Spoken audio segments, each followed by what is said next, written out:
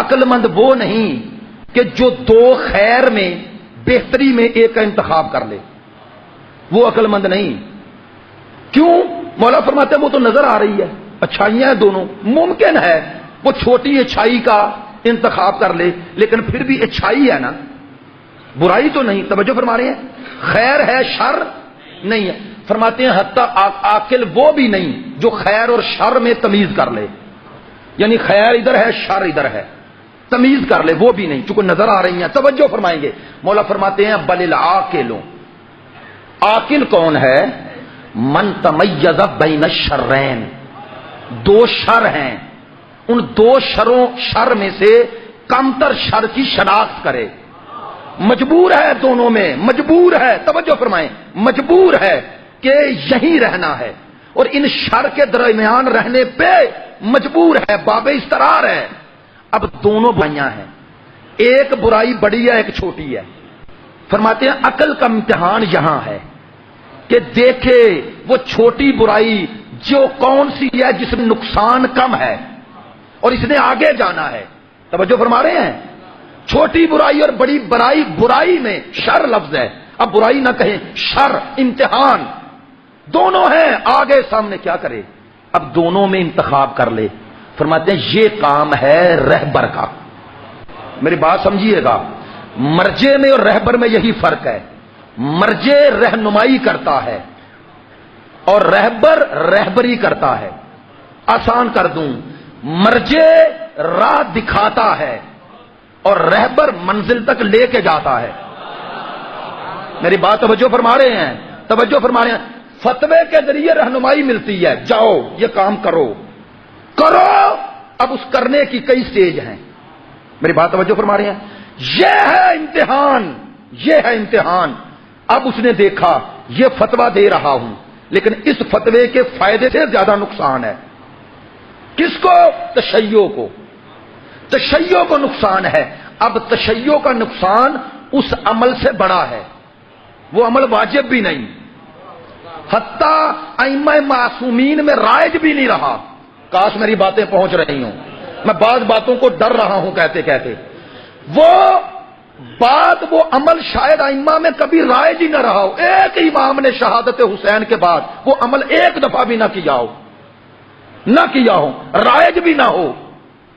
اب ایک طرف یہ دیکھتا ہے، دوسری طرف اب اگر عالم زمان و مکان یہ ہے، وہ دیکھتا ہے دشمن کو شکست ہو رہی ہے، وہ طاغوت کو شکست ہو رہی ہے، اور آل محمد کا پرچم ہدایت بلند ہو رہا ہے۔ لوگ اس مکتب حماسی، جہادی، حسینی، کربلائی، نہج البلاغہ، دعا، مناجات، وہ حسین ترین مکتب، لوگ اس کی طرف جذب ہونا چاہتے ہیں۔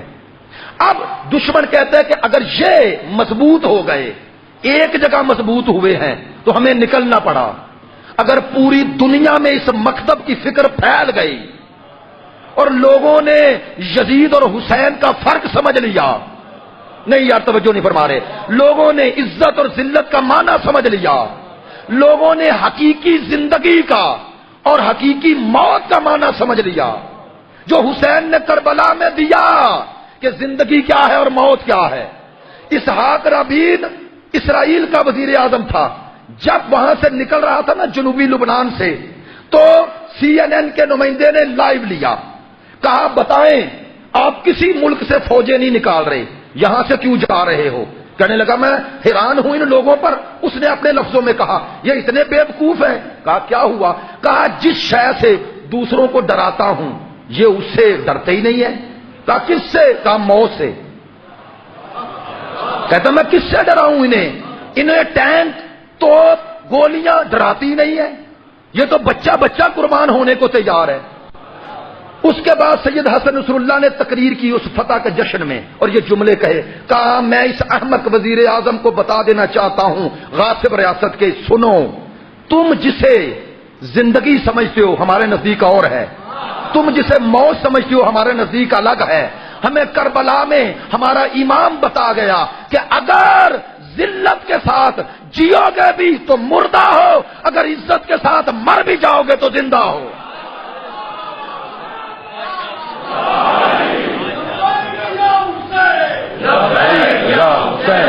لبیک یا حسین، بہت شکریہ، بابا سے بلند صلوات۔ میں وہ بات کمپلیٹ کر لوں جو عرض کر رہا تھا کہ یہ ہے زمان و مکان کی شناخت، یہ مانا ہے وہ صرف فتویٰ نہ دے، اس کے فتوے پہ عمل ہونا ہے۔ ہاں لوگوں تک یہ بات امام معصوم سے پہنچی کہ ان کی تقلید کرو، ایسا ہی ہے نا، تو اب اس کے فتوے کی معمولی حیثیت نہ رہی۔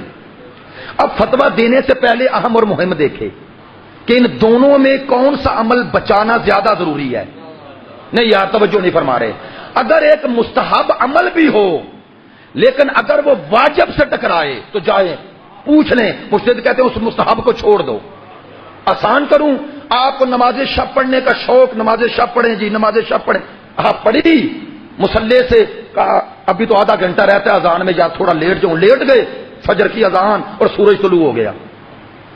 دوسرے دن پھر ایسا ہوا، چلیں اب آپ نے وہ اٹھ گئے، نماز شب پڑھی، جاگ کے صبح تک گئے، صبح پڑھی، دفتر میں گئے تو سو رہے ہیں، ادھر میز پہ سر رکھا ہوا ہے، ادھر گر رہے ہیں ادھر گر رہے ہیں، کہہ رہے ہیں یار آج مجھے تھکن ہو گئی، جائیں پوچھ لیں۔ میں یہ جنرل باتیں کر رہا ہوں، پوچھ لیں کہ مراجع کہتے ہیں اگر آپ کی امور واجبیہ میں فرق پڑے تو وہ نماز شب چھوڑ دو۔